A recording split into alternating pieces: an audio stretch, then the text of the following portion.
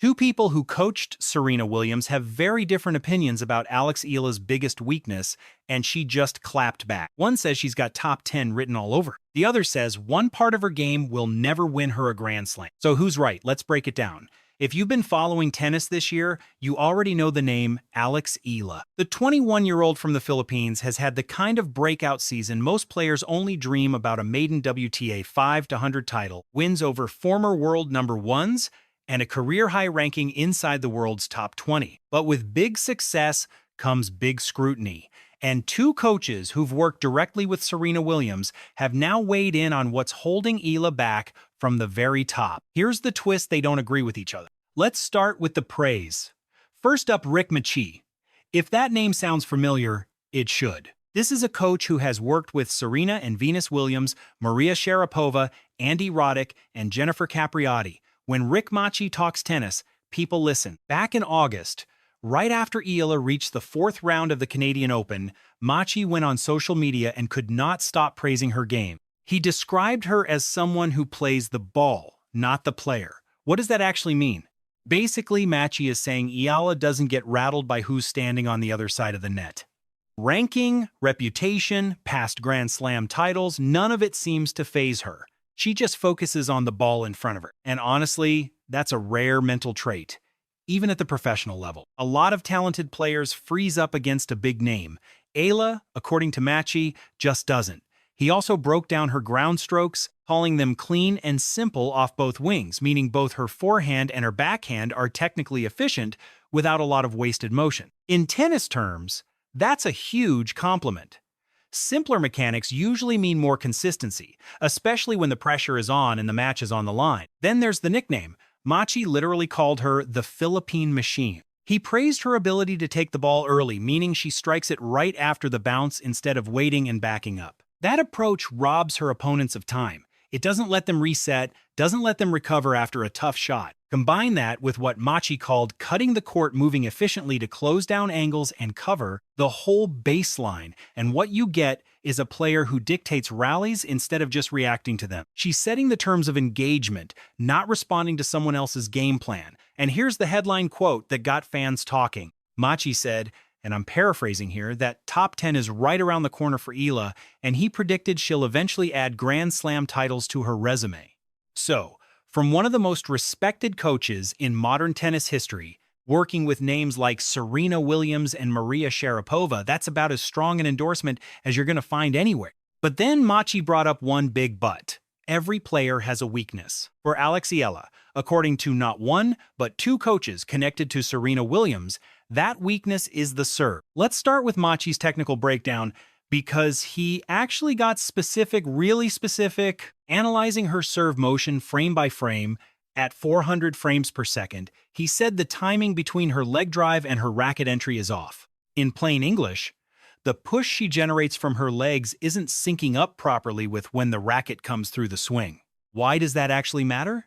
In a well-executed serve, your legs generate power first. That energy then transfers upward, through your hips, through your shoulder, and finally into the racket, almost like a chain reaction, link by link. If that timing gets thrown off, according to Macci, it creates two specific problems. First, the shoulder opens too early. Second, the head drops too soon. Think of it a bit like a golf swing. If your hips fire before your arms are actually ready to follow through, you lose both power and accuracy at the exact same time. That's essentially what Macci is describing happening in Eala's service motion.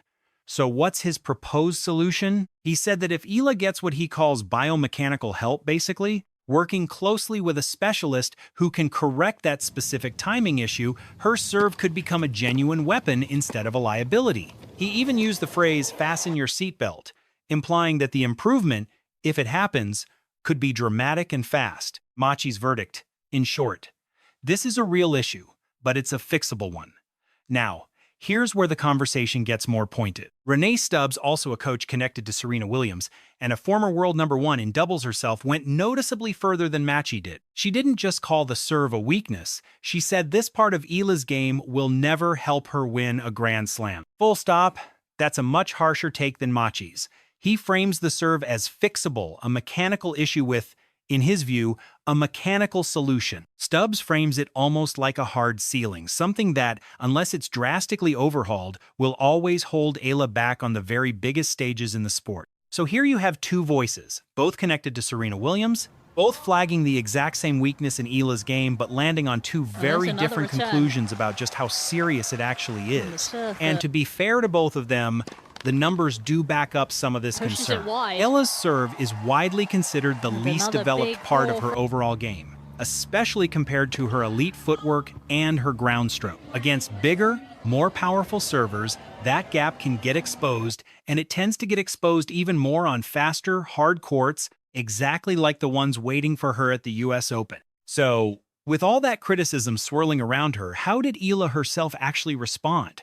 Here's the context you really need to understand this moment properly. This wasn't some random tweet that Eala stumbled across months later, scrolling through her phone. The "never win a slam" comment from Stubbs came up right in the middle of one of the best weeks of her entire career. Eala had just defeated four-time Grand Slam champion Naomi Osaka to reach the final of the Mubadala DC Open, her very first WTA Tour-level final. In the press conference right after that win, a reporter asked her directly about the criticism surrounding her serve, and by all accounts, Eala didn't get defensive about it. She also didn't just brush it off and dismiss it. Instead, she gave what's been described as a calm, composed answer, acknowledging that the conversation around her serve exists without letting it shake her confidence heading into what was about to become a career-defining final. That's honestly worth sitting with for a second. This is a 21-year-old. Standing at the biggest moment of her career, up to that point being told by a respected voice in tennis that a core part of her game has a hard ceiling, and her reaction was essentially, noted. Moving on. 2 days later, she went out and beat the tournament's top seed, Jessica Pegula, in 3 sets to win the title. Now, did she win that final because of her serve, or in spite of it? That's honestly the real question hiding underneath all of this. And it leads us right into the bigger picture. So, who's actually right here? Is it Macci, who sees an obvious fixable tweak in a rising superstar's game? Or is it Stubbs, who sees a fundamental limitation? Here's a stat that complicates both arguments at once. Eala has now beaten former world number 1 Iga Swiatek twice in her career, once at the Miami Open and once at Wimbledon this year, where Swiatek walked in as the defending champion. 2 wins over one of the most dominant players of this entire era. And she pulled off both.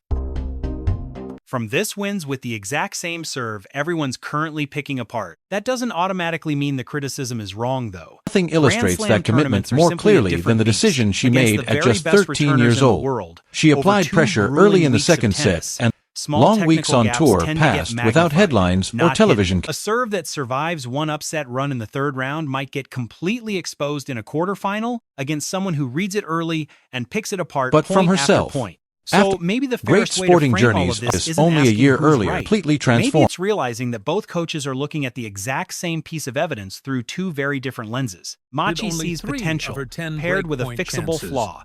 Stubbs sees a current, very real limitation right now on the biggest stages in the sport. And honestly, neither one of them is necessarily wrong. They're just answering 2 different questions. One is asking, can she improve? The other is asking, has she improved enough right now to actually win it all? And what it currently is when it matters most, that's honestly the exact challenge every young rising star in this sport has to face. Here's the good news for anyone invested in this story. We're not going to have to wait long to find out who's closer to the truth. The US Open starts August 30th, and Eala will be right there, competing at the highest level on some of the fastest hard courts of the entire season. So I want to ask you directly, drop it in the comments below. Do you think Eala's serve is genuinely holding her back from Grand Slam glory?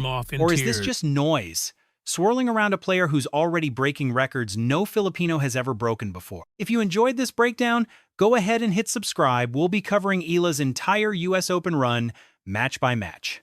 See you in the next one.